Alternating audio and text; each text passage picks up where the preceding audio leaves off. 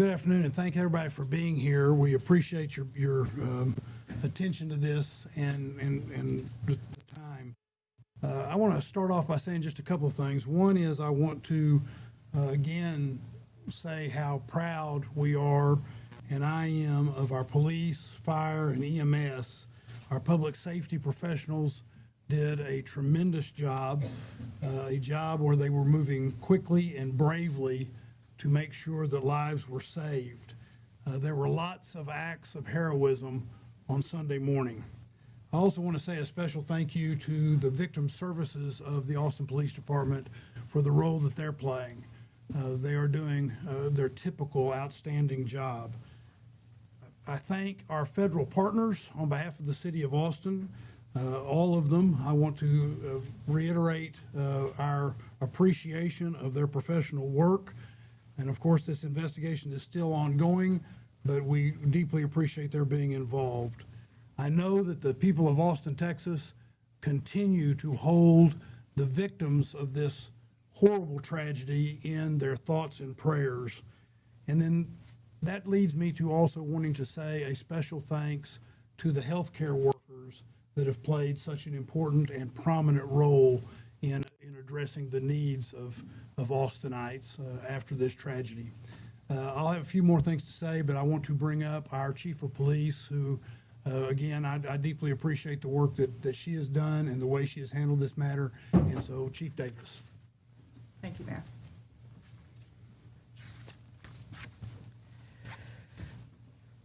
The last 34 hours have been challenging in my career. This has been difficult for our community, devastating to the impacted families, and challenging to our APD family. I want to thank our federal partners, Special Agent in Charge, and the evidence response team with the FBI. APD could not do this alone. We are still in the early part of this investigation. This is a complicated and large crime scene. Our priority is finding answers and the motives behind this crime. I want to thank everyone that has supported our communities and this response. Families will need this in the days ahead. I also want to thank victim services that have come in addition to APD's victim services. That includes FBI, the Travis County District Attorney, and multiple calls of people wanting to help. I cannot imagine the grief, pain, and loss these families are feeling today, and my heart is with them. Savitha, Sean, and Ryder Harrington. To the impacted families that are still waiting for answers, we are here for you.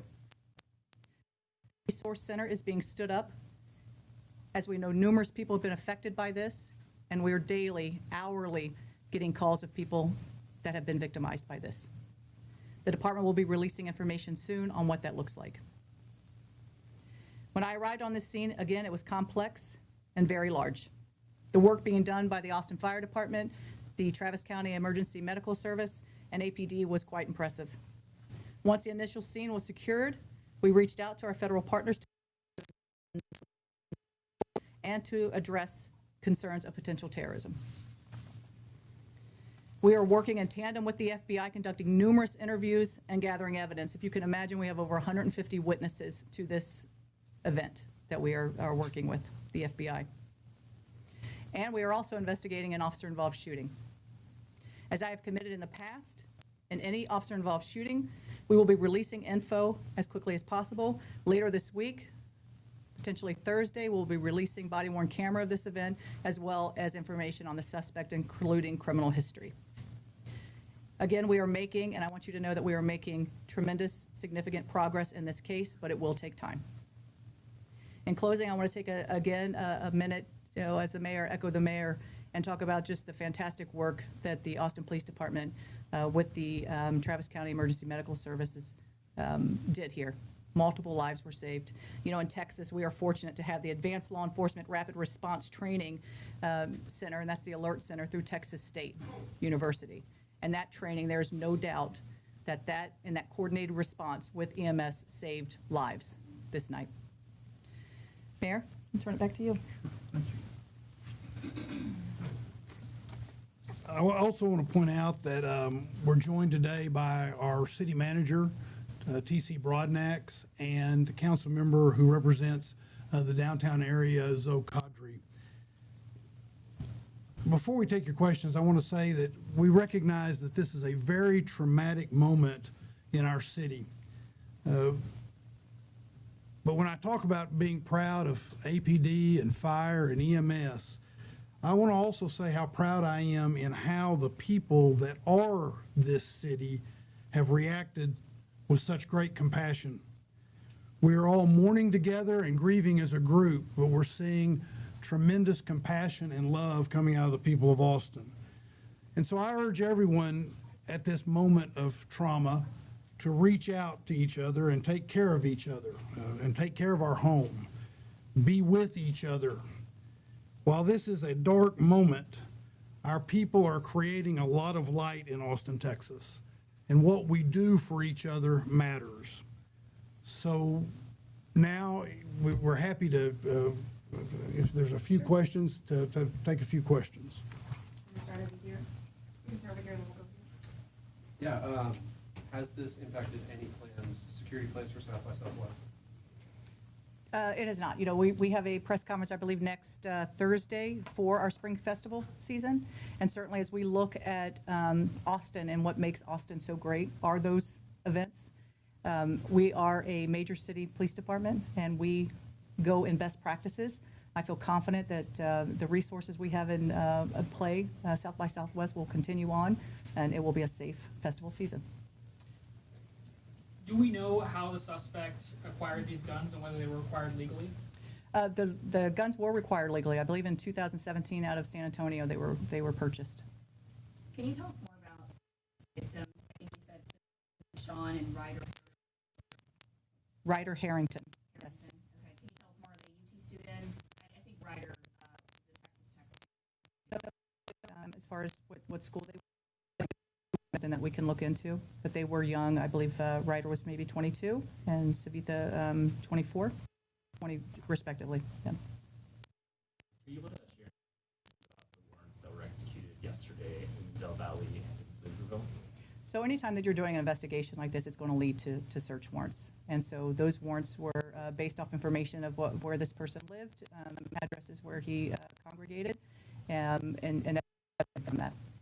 There's a video circulating on social media of an autonomous vehicle blocking the scene on Sunday.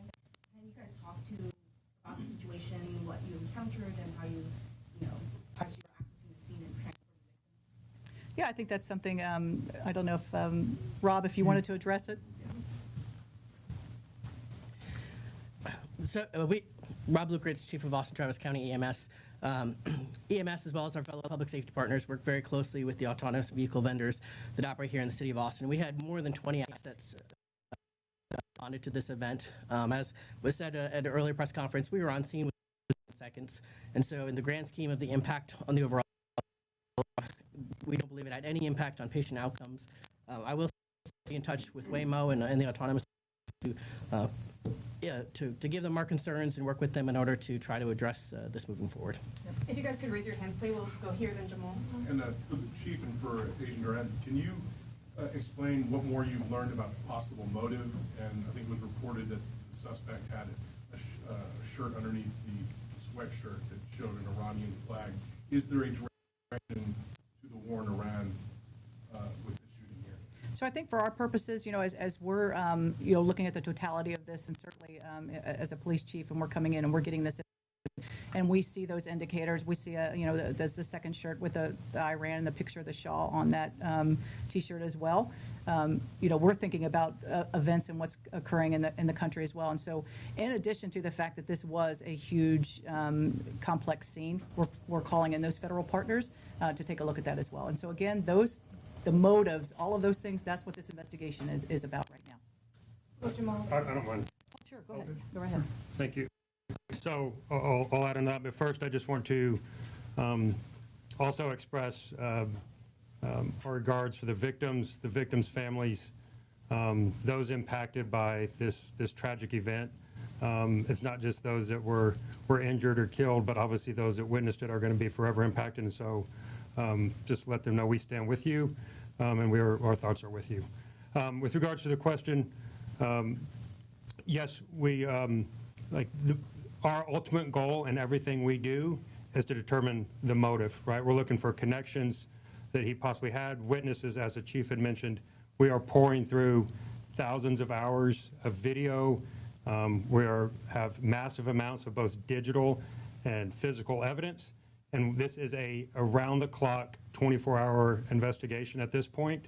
And any declarations on what led to that motive would be premature, right? We want to make sure that we have our facts 100% correct, or as close to, or at least we've tracked down every possible lead that we can, because that's what we owe to the victims, right? That's what you guys want answers for, but more importantly, we owe that to the victims and their families to be right. So we don't want to speculate or make any guesses at this stage of the investigation as to what that motive ultimately was. Go Jamal.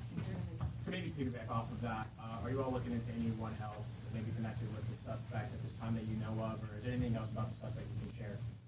Again, we will have some criminal history, some background, that type of thing on Thursday when we address the officer-involved shooting. But as far as anyone else, that's all part of what that investigation is currently. Given some of his interactions with your agency previously, some of the social media posts attributed to him, had your agency or any agency identified him as a potential concern or a threat before this? We have not at the Austin Police Department, no. Did you want to address that? No, he was not previously on our radar. Agent Duran, I had a question for you. Yesterday, you mentioned that there was this potential nexus to terrorism that was being investigated. Can you tell us what that means in regular words, and also what those, what we've learned about that? So any act of targeted violence, which is what this was, we're going to pursue all investigative lines, right? And that is certainly one of them, along with multiple other avenues of where this could go, right? It's always very difficult to determine what's in an individual's mind that leads them to commit this type of violence. And so we will continue to, like I said, pour through the evidence, talk to witnesses, talk to friends, talk to associates that knew this person, obviously tracking movement leading up to and on the night of the event, and also going back as far back as we can trace them. That's what the FBI does, and we're doing that in lockstep with our partners, and we will continue to do that until we get that answer to determine what that ultimate motivation was. We'll take 2 or 3 more questions. We're going to start in the back here, and then we'll go to Angela and end with Dante. Thank you. For either the chief or Special Agent Duran, how closely are you working with other major cities like the NYPD, the LAPD? We know New York put out a statement saying that they saw what happened in Austin and they're taking it seriously, and it has put them on high alert. Are you talking to other cities? Can you tell me a little bit about that? Yeah, I think, being part of the Major City Chiefs Association, those are, in contact with all of those chiefs and what's going on. And everybody better be on heightened alert. I mean, this is, what happens across the country, we all need to be aware of. And certainly as major cities, you look at best practices and you look at the way you keep people safe. That's absolutely important. And there's probably not a police chief across this country that's not talking to someone. Angela and Dante, you'll have the final question. So yesterday, 3 patients were in critical condition. Has there been any status updates on the hospitalized patients? I believe 1 patient will be taken off life support sometime today, and then 2 other patients are still critical. Can you clarify the victims' names and age, please? The victims that were killed, Yes. Savitha Sean, I believe she's 24. Spell that out, please. Savitha Shan, and Ryder, Ryder Harrington, Harngton. I believe he's 22. Dante, final question. I'm curious if you think that Austin's recent Saber 6 Street shifts and things like that contributed to faster response. Absolutely. When you look at again, I talked about the Alert Center and our partnership with Texas State and what that does. And I made a note to myself because it is, we have CAST, which is our Counter Assault Strike Team, CAST, and that includes EMS, it includes AFD and APD. And they sit in this very room every Friday, Saturday, and Sunday night to address potential threat concerns from our entertainment areas. And so that is something that we have to be prepared for when you have large events, large-scale events, and we do this in our other large-scale events as well. When you're talking South by, you're talking about other things where there are large crowds. They're there and prepared. So absolutely. If I might add one thing to that, in 2024, and Chief Lucritz and I talked about this yesterday, I guess it was. In 2024, the city of Austin also created the Downtown Area Command with EMS so that we would be better ready. That's what the recommendations coming from the professionals in EMS said they wanted and needed, that sort of thing, so we would be better ready. God forbid there was a situation like this, and we think that also played a significant role in addition to what the chief was saying. Thank you all.